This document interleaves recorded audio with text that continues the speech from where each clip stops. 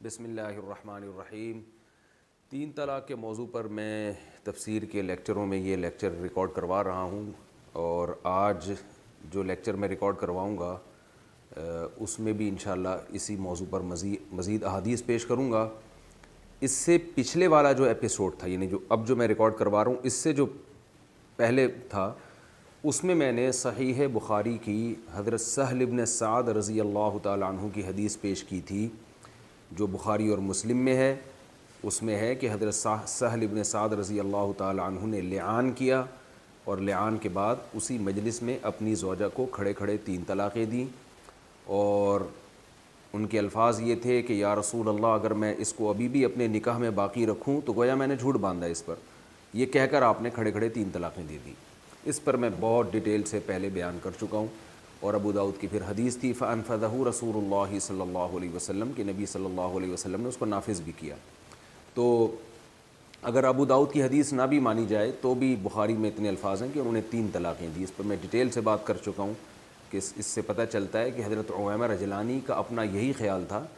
کہ 3 دوں گا تو نکاح سے ختم ہوں گی، اس کے بغیر نہیں، اور اس خیال پر آپ صلی اللہ علیہ وسلم نے رد بھی نہیں کیا۔ پھر میں نے بتایا تھا کہ اہل حدیث علماء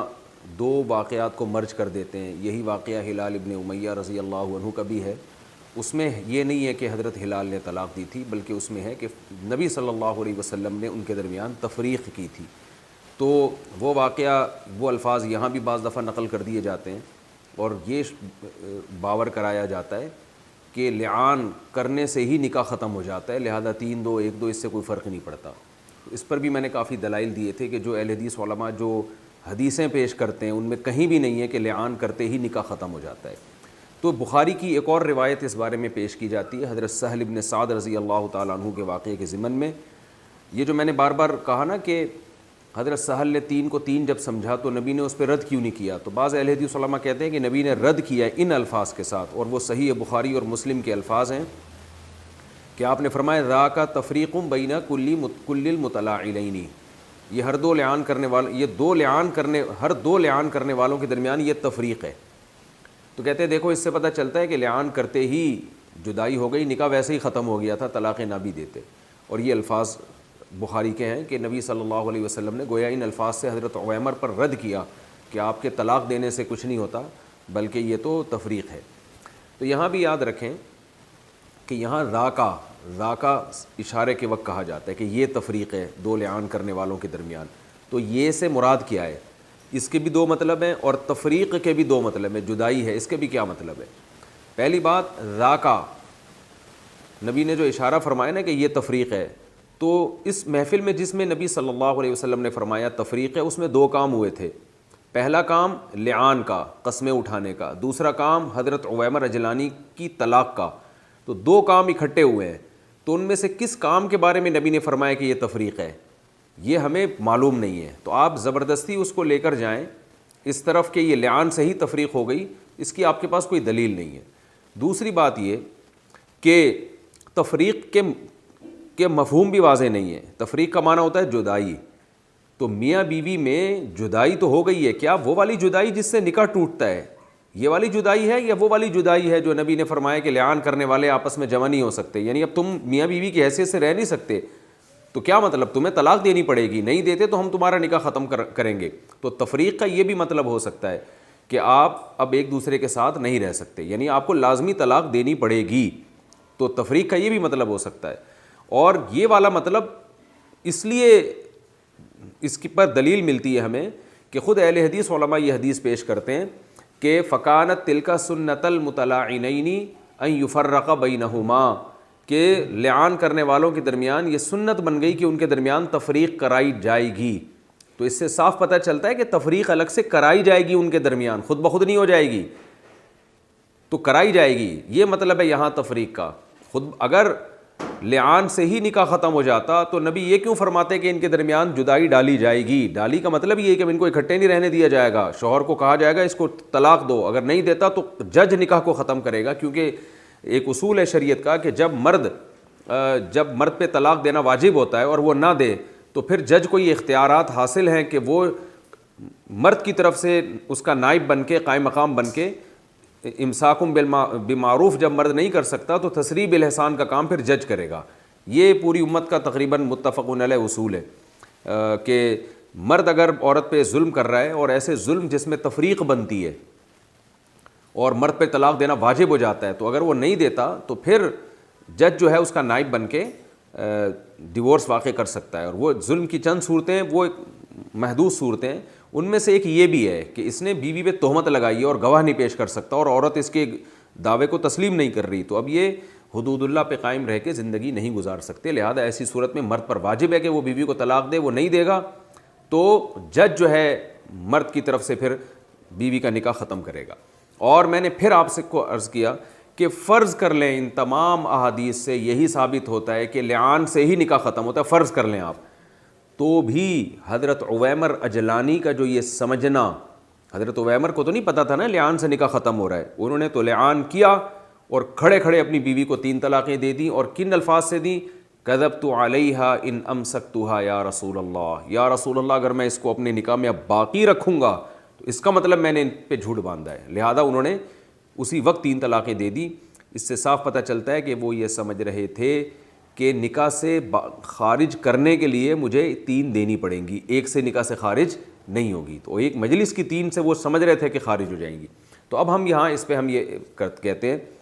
کہ اگر صحابہ کے دور میں ایک مجلس کی 3 طلاقوں کو ایک سمجھا جاتا، یہ رواج ہوتا جیسے کہ ہمارے اہل حدیث حضرات کہتے ہیں، اگر یہ واقعی ایسا ہی ہوتا تو پھر حضرت عویمر اجلانی کے صحابہ میں داخل نہیں ہے. وہ کیوں سمجھ رہے ہیں کہ اکٹھی 3 سے 3 ہوتی ہیں، ایک نہیں ہوتی؟ اور وہ جو حضرت عویمر اجلانی کے ساتھ بہت سارے صحابہ اس وقت موجود تھے، وہ بھی تو صحابہ میں داخل ہیں، وہ کیوں یہ سمجھ رہے تھے کہ واقعی اکٹھی 3 سے 3 ہوں گی؟ آپ اگر کہتے ہیں صحابہ کے دور میں ایک مجلس کی 3 کو ایک سمجھا جاتا تھا، تو یہ سارے صحابہ کیوں نہیں سمجھ رہے تھے؟ پھر یہ سب ان کو کہتے ہیں کہ بھائی آپ کو پتہ نہیں ہے کہ ایک مجلس کی 3 تو ایک ہوتی ہیں، اس سے تھوڑی نکاح ختم ہوگا. آپ کہہ رہے ہو میں نکاح ختم کرنے کے لیے 3 دے رہا ہوں. تو یہ صاف پتہ چلتا ہے کہ اس میں آپ کو اپنی بات ثابت کرنے کے لیے تعویل در تعویل در تعویل در تعویل کرنی پڑے گی. تو اس سے صاف پتہ چلتا ہے کہ حضرت عویمر اجلانی طلاق کے مسائل سے واقف تھے. ان کو پتہ تھا کہ زمانہ جاہلیت میں جتنی بھی 2 ایک ہیں، اب زمانہ جاہلیت کا حکم منسوخ ہو گیا ہے، اب 3 دو گے تو 3 ہی ہوں گی. تو وہ یہ سمجھتے تھے.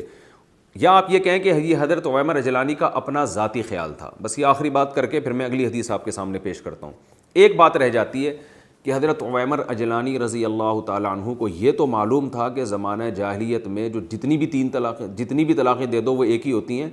یہ تو معلوم تھا ان کو. لیکن ان کو یہ نہیں پتہ تھا کہ اکٹھی اگر 3 دو گے تو وہ ایک ہوگی، یہ مسئلہ ان کو معلوم نہیں تھا. تو اس میں میں یہ عرض کرتا ہوں، دیکھیں صحابہ کرام میں اگر کوئی کم علمی تھی نا طلاق کے مسائل میں یا کسی بھی مسئلے میں، یا تو وہ زمانہ جاہلیت سے چلی آ رہی تھی اور ان کو اس کے منسوخ ہونے کا علم نہیں ہوا. جیسے متع، بہت سے صحابہ سے مروی ہے کہ وہ نبی کے دور میں متع کیا کیونکہ ان کو پتہ نہیں تھا کہ متع حرام ہو چکا ہے اور زمانہ جاہلیت میں جائز سمجھا جاتا تھا اس کو. تو صحابی رسول یا تو 3 طلاقوں کو 3 سمجھیں گے یا ایک سمجھیں گے زمانہ جاہلیت کی وجہ سے. اور اگر ان کو پتہ ہے کہ زمانہ جاہلیت کا حکم منسوخ ہو چکا ہے، جیسے کہ عویمر اجلانی کو تو پتہ تھا،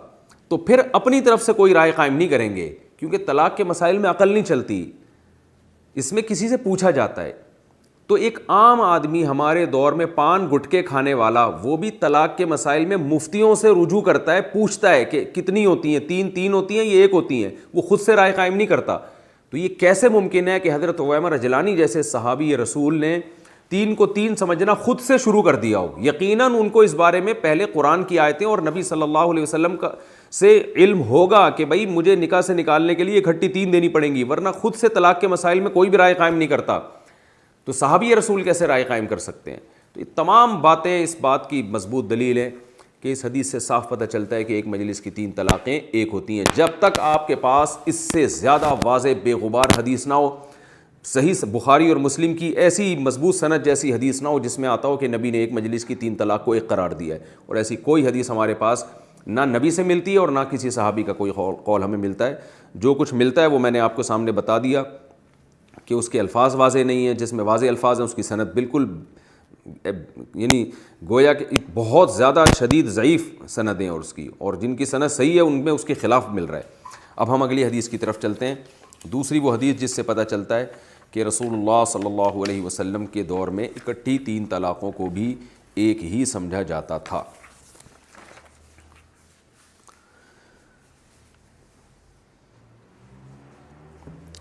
عن القاسم بن محمد عن عائشة رضی اللہ عنہا قالت طلق رجل امرأته 3 فتزوجها رجل ثم طلقها قبل أن يدخل بها فأراد زوجها الأول أن يتزوجها فسئل رسول الله صلى الله عليه وسلم عن ذلك فقال لا حتى يذوق الآخر من عسيلتها ما ذاق الأول۔ صحیح بخاری و مسلم حدیث نمبر 3604۔ حضرت عائشہ رضی اللہ تعالیٰ عنہ فرماتی ہیں کہ ایک شخص نے نبی صلی اللہ علیہ وسلم کے دور میں اپنی بیوی کو 3 طلاقیں دیں۔ کسی دوسرے مرد نے اس کی 3 طلاقوں والی عورت سے نکاح کیا، دوسرے مرد نے ہم بستری سے پہلے طلاق دے دی۔ اس خاتون نے ارادہ کیا کہ اپنے پہلے والے شوہر سے نکاح کریں گی،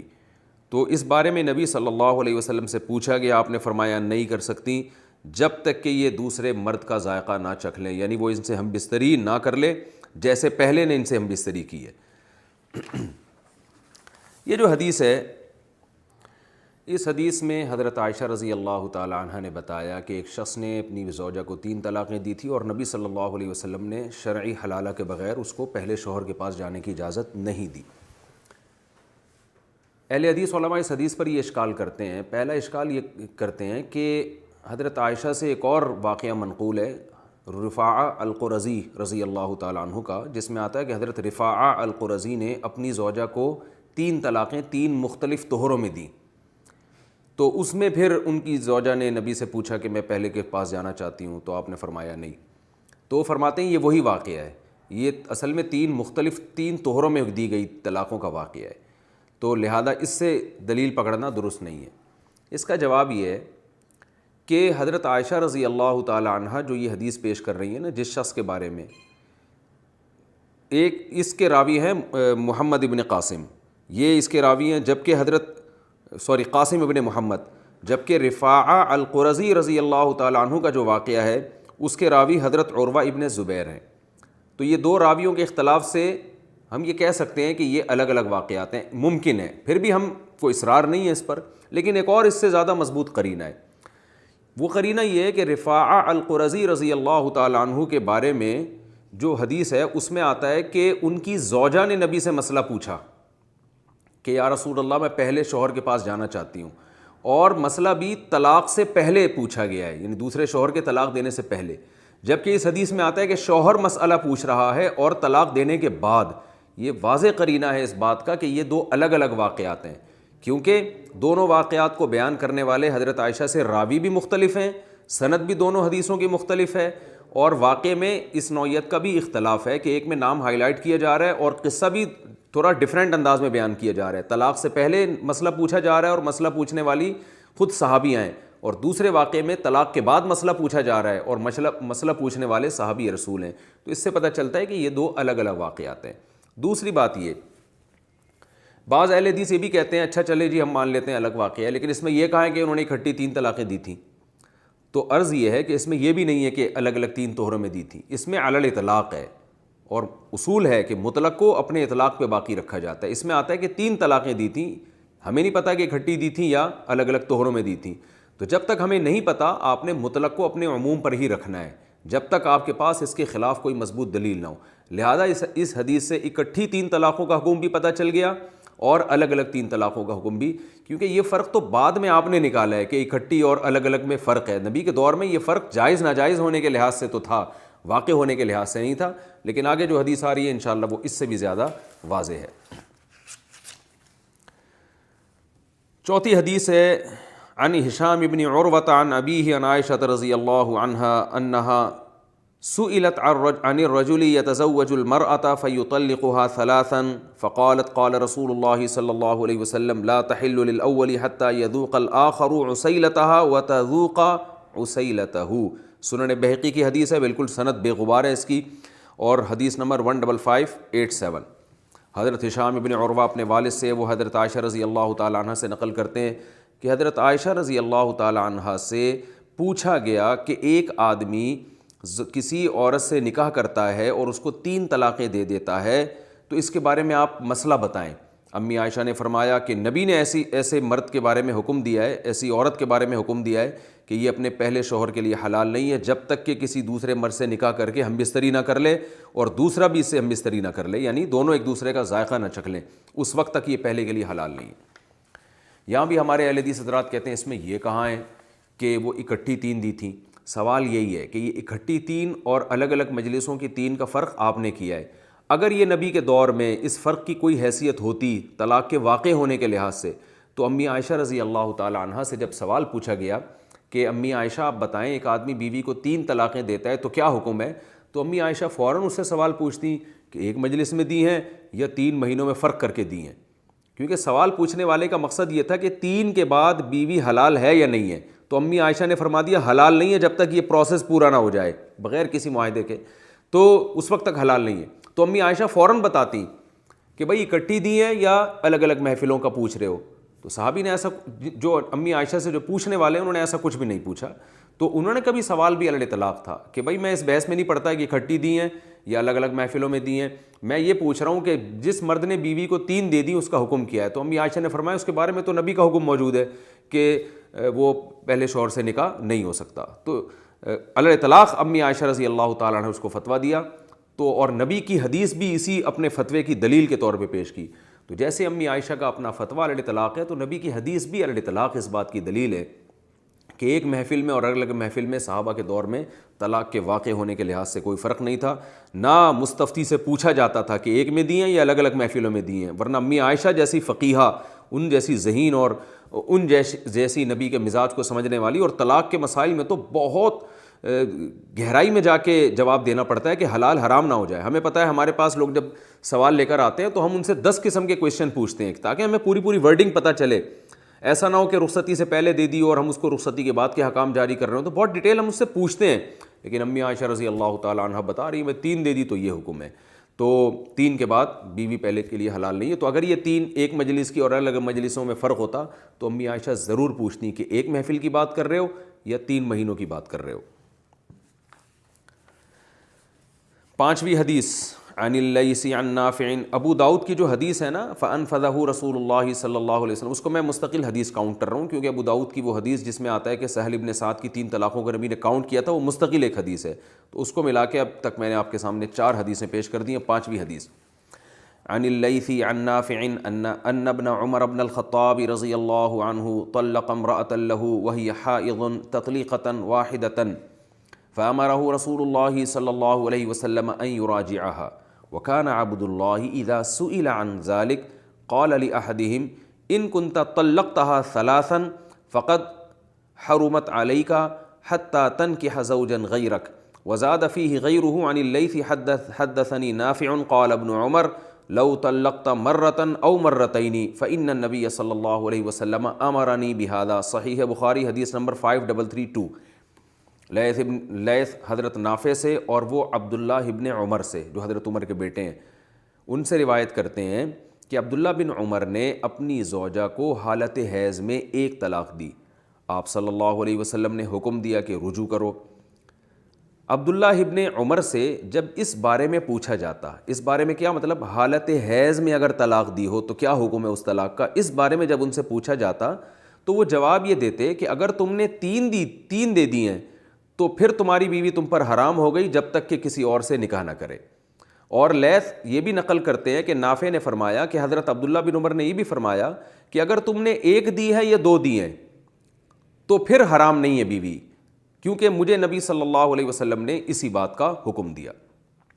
تو عبداللہ بن عمر نے حالت حیض میں اپنی بیوی کو 1 طلاق دی تھی، ان سے جب حالت حیض کی طلاق کے بارے میں پوچھا جاتا تو وہ فرما دیتے کہ بھئی اگر تم نے 3 دے دی ہیں تو پھر نکاح حلال نہیں ہے۔ اس سے صاف پتہ چل رہا ہے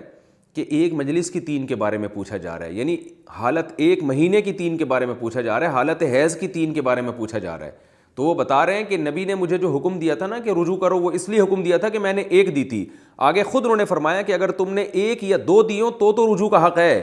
3 دیوں تو رجوع کا حق نہیں ہے۔ تو اس سے حدیث کے سیاق و سباق سے ظاہر ہو رہا ہے، واضح پتہ چل رہا ہے کہ حالت حیض کی طلاق کے بارے میں آپ سے پوچھا جا رہا ہے، اور آپ حالت حیض ہی کی طلاق کے احکام بیان کر رہے ہیں کہ نبی نے رجوع کا حکم دیا تھا بشرطے کہ 1 یا 2 دی ہو، اگر 3 دی ہو تو پھر رجوع کا حق نہیں ہے۔ تو اس 3 سے بظاہر بہت مضبوط قرائن سے پتہ چل رہا ہے کہ حالت حیض کی 3 طلاقیں مراد ہیں، اور وہ بھی غیر شرعی ہونے کے باوجود نافذ بھی ہوتی ہیں، اور 1 ہی مہینے میں دیے جانے کے باوجود بھی نافذ ہو جاتی ہیں وہ۔ تو یہ واضح پتہ چلتا ہے۔ اگر آپ اس کے کچھ اور معنی لیتے ہیں تو وہ تعویل بعید ہوگی، وہ کھینچا تانی کر کے، یعنی سیاق و سباق سے ہٹا کر آپ اس حدیث کو لے کے جا رہے ہیں۔ پھر یعنی اہل حدیث جو علماء ہیں نا، اس 5ویں حدیث کا یہی جواب دیتے ہیں کہ یہ نبی نے جو فرمایا نا کہ 1 اور 2 کے بعد رجوع کر سکتے ہو، 3 کے بعد نہیں، تو اس سے 3 الگ الگ طہروں کی مراد ہیں، تو حدیث کا سیاق و سباق اس کی نفی کر رہا ہے۔ 6ٹھی حدیث ہے عن انس بن مالک رضی اللہ عنہ ان رسول اللہ صلی اللہ علیہ وسلم سئل عن رجل طلق امرأته 3 فتزوجت زوجا فمات عنها قبل ان يدخل بها هل يتزوجها الاول قال لا حتى يذوق عسيلتها، مسند ابی یعلا، حدیث نمبر 4199 اور اسنادہ حسن۔ انس بن مالک رضی اللہ تعالیٰ عنہ فرماتے ہیں کہ رسول اللہ صلی اللہ علیہ وسلم سے اس شخص کے بارے میں پوچھا گیا جو اپنی بیوی کو 3 طلاقیں دے دے، اور وہ عورت کسی دوسرے مرد سے نکاح کیا اور اس مرد کا انتقال ہو گیا ہم بستری کرنے سے پہلے، تو کیا یہ عورت پہلے میاں کے لیے حلال ہے؟ تو آپ صلی اللہ علیہ وسلم فرمایا نہیں، جب تک کہ دوسرا مرد یعنی کسی ایسے یعنی جس سے بھی نکاح کرے جب تک وہ اس سے ہم بستری نہیں کر لیتا، پہلے سے نکاح حلال نہیں ہے۔ اس حدیث کی اسناد حسن ہے۔ امام ہیثمی فرماتے ہیں مجمع الزوائد باب متى تحل المبتوتہ، حدیث نمبر 7791، فرماتے ہیں ورجالہ رجال الصحیح خلا محمد بن دینار الطاہی وقد وثقہ ابو حاتم و ابو زرعہ و ابن حبان وفیہ کلام لا یضر۔ یہ پوری سند کی تحقیق اس کا حاصل یہ کہ حدیث حسن ہے، قابل قبول ہے۔ تو اس حدیث میں بھی نبی سے جب پوچھا گیا کہ ایک آدمی اگر بیوی کو 3 طلاقیں دے اور وہ خاتون کسی دوسرے مرد سے نکاح کریں اور دوسرے کا انتقال ہو جائے ہم بستری سے پہلے، تو کیا یہ عورت پہلے کے لیے حلال ہوگی؟ آپ نے فرمایا نہیں۔ تو یہاں بھی آپ صلی اللہ علیہ وسلم نے کوئی تفصیل نہیں بیان فرمائی کہ بھئی وہ ایک طہر میں اگر 3 دی تھیں یا الگ الگ طہر میں دی تھیں، ایک مجلس میں دی تھیں، الگ الگ مجلس میں دی تھیں، غصے میں دی تھیں یا نارمل کنڈیشن میں دی تھیں۔ ہمارے اہل حدیث حضرات یہ بھی کہتے ہیں غصے میں، بعض حضرات کہتے ہیں غصے میں طلاق نہیں ہوتی، تو ایسا بھی کچھ نہیں ہے، طلاق غصے میں بھی ہو جاتی ہے۔ ہمارے پاس کوئی حدیث نہیں ہے جس میں آتا ہے کہ غصے میں طلاق نہیں ہوتی۔ وہ جو لا طلاق ولا عتاق فی اغلاق کی حدیث پیش کی جاتی ہے، اس میں اغلاق کا مطلب کسی بھی لغت میں غصہ نہیں لکھا ہوا۔ اغلاق کا مطلب ہوتا ہے رائے عقل کے دروازے 100% بند ہو جائیں، تالا پڑ جائے، اور وہ نیند میں یا بے ہوشی میں یا جنون کی حالت میں ایسا ہوتا ہے، اور اس میں پوری امت کا اجماع ہے کہ جب انسان کی عقل کام ہی نہ کر رہی ہو، کوئی بے ہوش ہوا ہوا ہے یعنی نیند میں ہے، سوتے سوتے طلاق دے رہا ہے، یا یہ کہ مجنون ہے، دیوانہ ہے، پاگل ہے، اس کی عقل ویسے ہی کام نہیں کر رہی، تو وہ حدیث اس کے بارے میں، غصے کے بارے میں کوئی حدیث نہیں ہے۔ ایسا ہوتا تو آپ صلی اللہ علیہ وسلم یہاں وضاحت فرماتے۔ تو اس میں بھی ہے کہ آپ نے علی طلاق 3 طلاقوں پر یہ حکم لگایا ہے کہ بیوی پہلے کے لیے حلال نہیں ہو سکتی جب تک کسی مرد سے نکاح کر لے اور ہم بستری بھی نہ کرے، اور وہ طلاق دے اور عدت گزار کے پہلے سے نکاح کرے وہ۔ تو یہاں بھی نبی نے نہیں پوچھا کہ تم کس کی بات کر رہے ہو، اکٹھی دی ہیں یا الگ الگ محفلوں میں دی ہیں، کیونکہ آج جب بھی کوئی اہل حدیث علماء کے پاس آتا ہے تو اس سے سوال پوچھتے ہیں کہ ایک مجلس میں دی ہیں الگ الگ مجلسوں میں، تو ان کا سوال پوچھنا خود حدیث کے خلاف جا رہا ہے کہ نبی تو یہ سوال نہیں پوچھتے تھے، نبی تو علی طلاق 3 کا 3 ہونے کا فتویٰ دیا کرتے تھے۔ 7ویں حدیث عن عبداللہ بن عمر رضی اللہ عنہ قال سئل النبی صلی اللہ علیہ وسلم عن الرجل يطلق امرأته 3 فيتزوجها الرجل فيغلق الباب ويرخي الستر ثم يطلقها قبل أن يدخل بها قال لا تحل للأول حتى يجامعها الآخر، سنن نسائی، حدیث نمبر 3415۔ عبداللہ بن عمر رضی اللہ تعالیٰ عنہ سے روایت ہے کہ نبی صلی اللہ علیہ وسلم سے اس شخص کے بارے میں پوچھا گیا جو اپنی بیوی کو 3 طلاقیں دے اور پھر دوسرا مرد اس سے نکاح کرے اس کی بیوی سے۔ اب دوسرے مرد نے دروازہ بند کیا اور پردہ گرا دیا اور پھر اس کے بعد طلاق دے دی، یعنی اس ہم بستری نہیں کی، بس دروازہ بند کیا، کنڈی لگائی اور پردہ بھی گرا کے فوراً طلاق دے دی، ابھی ہم بستری نہیں کی۔ تو آپ صلی اللہ علیہ وسلم فرمائے یہ عورت پہلے شوہر کے لیے حلال نہیں ہے جب تک کہ دوسرا ہم بستری نہ کر لے، یعنی کوئی دوسرا مرد ہم بستری اس عورت سے نہ کر لے نکاح کے بعد۔ تو اس حدیث کو بھی ناصر الالبانی رحمہ اللہ نے صحیح لغیرہ قرار دیا ہے۔ آپ سنن نسائی للالبانی جو صحیح و ضعیف سنن نسائی للالبانی وہ دیکھ سکتے ہیں آپ، حدیث نمبر 3415۔ تو اس میں بھی نہیں ہے کہ نبی صلی اللہ علیہ وسلم نے پوچھا ہو کہ بھئی وہ جو پہلا جس نے 3 دیے ہیں وہ ایک مجلس میں دیے ہیں یا الگ الگ مجلسوں میں، تو اس سے پتہ چلتا ہے کہ نبی کے دور میں یہ فرق طلاق کے واقع ہونے کے لحاظ سے اس کی ویلیو نہیں تھی۔ پوچھنے والا صرف یہ پوچھ رہا ہے کہ پہلے کے لیے حلال ہے یا نہیں، تو آپ نے بتا دیا پہلے کے لیے حلال نہیں ہے۔ تو آپ کے پاس بھی جب کوئی آئے 3 دے کے تو آپ بتا سکتے ہیں کہ بھئی پہلے کے لیے اب حلال نہیں ہے جب تک کہ کسی مرد سے نکاح نہ کرے۔ یہ جو آپ تفصیل پوچھتے ہیں کہ ایک مجلس میں دی الگ الگ مجلسوں میں، یہ تفصیل پوچھنا ان احادیث صحیحہ صریحہ کی صریح مخالفت ہے۔ ابھی حدیث قال الامام الشافعی رحمہ اللہ تعالی، امام شافعی اپنی کتاب الام میں فرماتے ہیں اخبرنا عمی محمد بن علی بن الشافع عن عبد اللہ بن علی بن السائب عن نافع بن عجیر بن عبد یزید ان رکانۃ بن عبد یزید طلق امرأته سہیمۃ البتۃ ثم اتى رسول اللہ صلی اللہ علیہ وسلم فقال یا رسول اللہ انی طلقت امرأتی سہیمۃ البتۃ وواللہ ما اردت الا واحدۃ فقال رسول اللہ صلی اللہ علیہ وسلم لرکانہ واللہ ما اردت الا واحدۃ فقال رکانہ واللہ ما اردت الا واحدۃ فردها الیہ رسول اللہ صلی اللہ علیہ وسلم فطلقها الثانیۃ فی زمان عمر رضی اللہ عنہ والثالثۃ فی زمان عثمان۔ یہ حدیث ابو داؤد میں بھی ہے اور امام شافعی کے مسند میں بھی ہے اور بہت ساری حدیث کی کتابوں میں۔ اس کی سند میں پڑھ دیتا ہوں۔ امام شافعی اپنے چچا محمد ابن علی سے اور وہ اپنے والد کے چچا زاد بھائی عبداللہ ابن علی ابن السائب سے اور وہ اپنے والد کے چچا زاد بھائی یعنی نافع ابن عجیر سے اور نافع ابن عجیر اپنے چچا یعنی حضرت رکانہ رضی اللہ تعالیٰ عنہ سے روایت کرتے ہیں کہ حضرت رکانہ نے اپنی بیوی سہیمہ کو طلاق البتہ دی۔ میں نے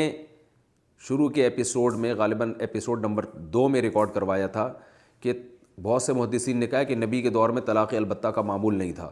تو اس بیس پر ہمارے اہل حدیث بھائی اس حدیث کو کہتے ہیں طلاق البتہ تو تھی نہیں۔ تو یاد رکھیں یہاں طلاق البتہ دی کا مطلب یہ نہیں کہ البتہ کے لفظ سے طلاق دی، البتہ کا لفظ ہوتا ہے پکی، تو مطلب ہے پکی طلاقیں دی، تو پکی طلاقیں 3 ہوتی ہیں، تو اکٹھی 3 طلاقیں دی، یعنی 3 طلاقیں دی ہیں اس میں۔ تو حضرت رکانہ رضی اللہ تعالی عنہ نے اپنی بیوی سہیمہ کو طلاق البتہ دی۔ اس کے بعد حضرت رکانہ نبی کی خدمت میں حاضر ہوئے، عرض کیا یا رسول اللہ میں نے اپنی زوجہ سہیمہ کو پکی طلاق دی ہے، یعنی البتہ طلاق دی ہے، اور اللہ کی قسم میرا ارادہ صرف ایک کا تھا۔ یہ جو ہے نا ارادہ ایک کا تھا، یہ بھی جبھی ہو سکتا ہے جب 3 دفعہ الفاظ تاکید کے لیے دہرائے جائیں، تو صاحب پتہ چل رہا ہے 3 دی تھیں، نیت ایک کی تھی۔ اللہ کی قسم میرا ارادہ صرف ایک طلاق کا تھا۔ آپ صلی اللہ علیہ وسلم فرمایا تم اللہ کی قسم اٹھا کے کہہ سکتے ہو کہ واقعی کیا تمہارا ارادہ ایک کا تھا؟ آپ نے فرمایا اللہ کی قسم میرا صرف ایک کا ارادہ تھا۔ اس پر آپ صلی اللہ علیہ وسلم نے ان کی زوجہ کو لوٹا دیا۔ حضرت رکانہ نے انہیں دوسری طلاق پھر حضرت عمر کے دور میں اور تیسری حضرت عثمان کے دور خلافت میں دی۔ تو عرب میں عادت تھی ایک بات کو 3 دفعہ دہراتے تھے تو نیت ایک کی کرتے تھے، تو حضرت رکانہ نے ایک لفظ کو 3 دفعہ ریپیٹ کیا اور وہ یہ سمجھے کہ یعنی یہ پکی طلاق ہو گئی ہے، تو پھر نبی کے پاس آ کے کہہ رہے ہیں کہ میں نے تو ایک کی نیت سے دی ہے، تو کیا یہ ہوا ہے پکی ہوئی ہے کہ ایک ہوئی ہے؟ تو آپ نے فرمایا کہ نہیں یہ ایک ہوئی ہے۔ تو اس کی میں ڈیٹیل دوسرے ایپیسوڈ میں بہت ڈیٹیل سے بیان کر چکا ہوں۔ یہ حدیث بھی واضح اس بات کی علامت ہے کہ اگر ایک مجلس کی 3 طلاقیں ایک ہی ہوتی ہمیشہ تو آپ ان سے قسم کیوں اٹھاتے کہ تمہاری نیت کتنی کی تھی؟ یہ قسم اٹھانا اس کی علامت ہے کہ بھئی نارمل تو 3 دینے سے 3 ہی ہوں گی جب تک کہ کوئی باقاعدہ ارادہ نہ کرے۔ اور پھر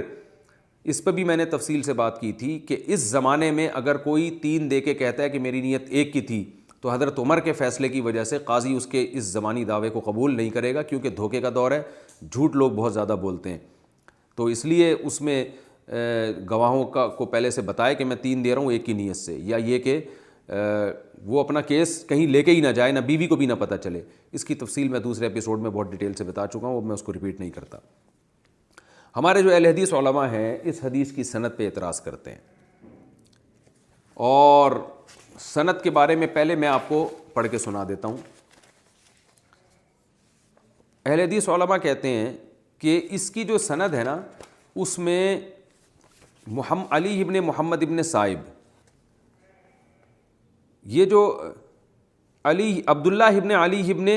سائب، ان کو ہمارے اہل حدیث علماء نے مجہول قرار دینے کی کوشش کی ہے کہ یہ مجہول راوی ہیں اور جہالت کا الزام لگایا، مگر یہ مجہول اس لیے نہیں ہے کہ یہ امام شافعی کے دادا کے چچا زاد بھائی ہیں، اور ابن حبان نے ان کو اپنی کتاب الثقات میں ذکر کیا ہے،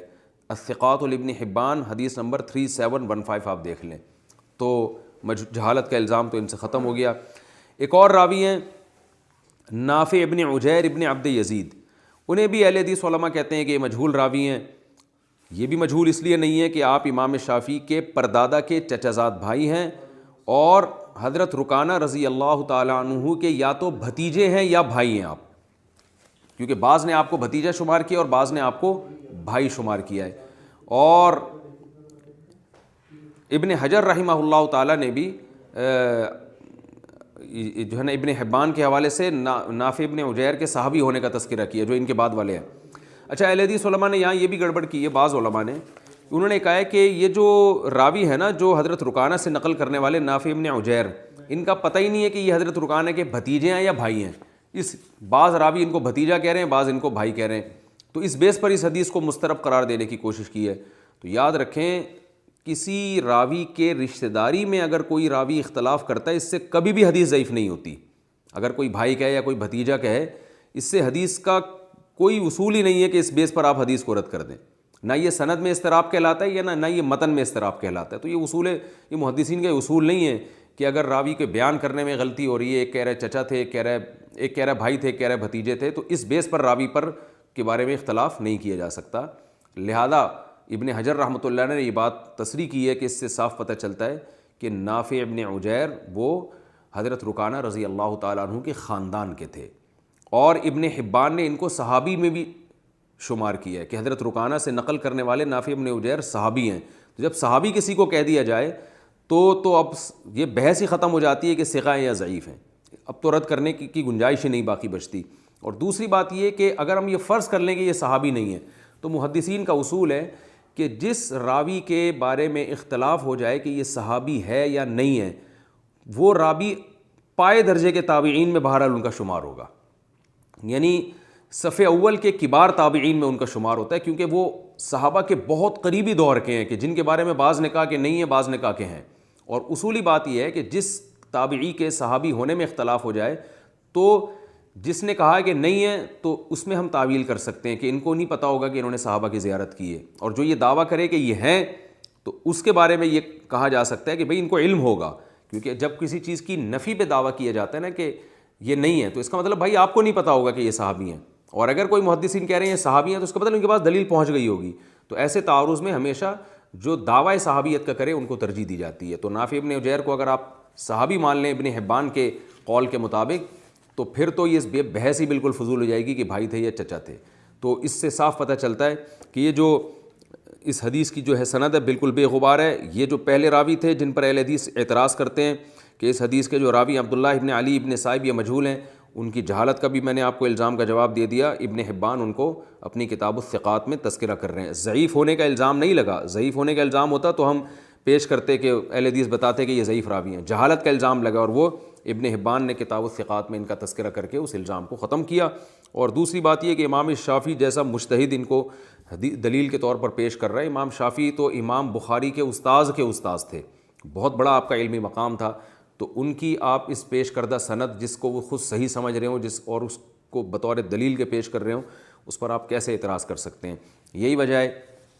کہ علامہ ابن عبد البر اپنی کتاب جو تفسیر قرطبی اس میں لکھتے ہیں وہ روایت الشافعی لحدیث رکانہ عن عمہ اتم, کہ امام شافعی نے جو حدیث رکانہ کو اپنے چچا سے ذکر کیا ہے نا وہ اتم حدیث ہے, یعنی وہ بالکل ایسی واضح حدیث ہے, کیونکہ حضرت رکانہ سے اس کے علاوہ جو کچھ ملتا ہے وہ بے غبار نہیں ہے. اس کے الفاظ میں بھی بڑا تعارض ہے اور اس کی ورڈنگ میں بھی بہت اختلاف ہے. سند تو بالکل ہی فضول ہے جو میں نے آپ کے سامنے پیش کی تھی. اور ہمارے اہل حدیث علماء اس پر ایک اعتراض یہ بھی کرتے ہیں کہ اس حدیث کی ایک سند میں آتا ہے کہ حضرت رکانہ کی بیوی کا نام سہیمہ تھا اور ایک میں آتا ہے حشیمہ تھا, تو لہذا اس کے متن میں اضطراب ہے. یاد رکھیں سہیمہ اور حشیمہ کو لکھنے کا ایک ہی طریقہ ہے, صرف نقطوں کا فرق ہے. تو جب حدیث میں اس قسم کی تصحیف ہوتی ہے کہ کتابت کا فرق آ جاتا ہے, اس سے بھی حدیث ضعیف نہیں ہوتی,